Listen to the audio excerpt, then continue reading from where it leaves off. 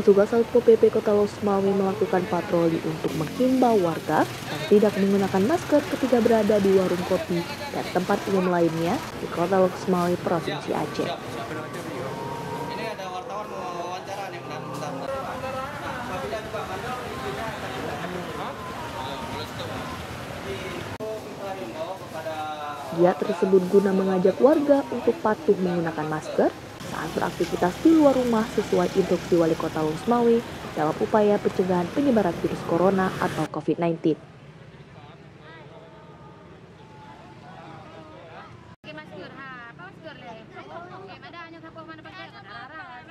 Kabid Rantib Satpol PP dan WH Kota Losmawi Samsul Bahri mengatakan, kegiatan ini untuk mengingatkan pemilik usaha supaya diterapkan wajib pakai masker bagi pengunjungnya.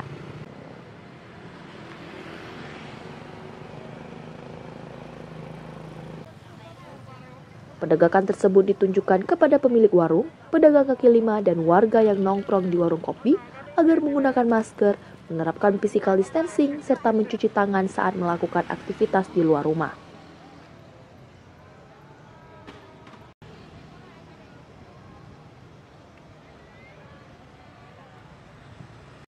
Siap.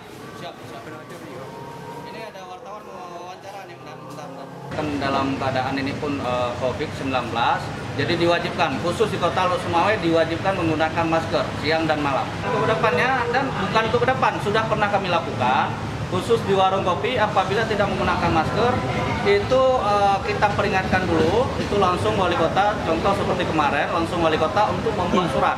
Nah, apabila juga bandel, izinnya akan kita cabut. Iya, karena yang penekanannya kepada pemilik warung dan warga Kota Losmawi juga. Jadi untuk mengindahkan ini karena virus ini tidak kelihatan. Jadi sama-sama saling menjaga.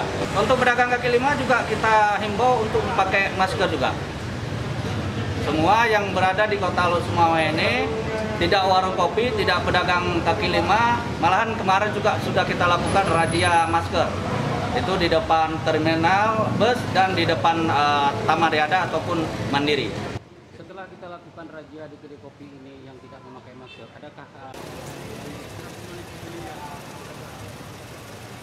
Dari Kota Losmawi, tim Layar Berita melaporkan.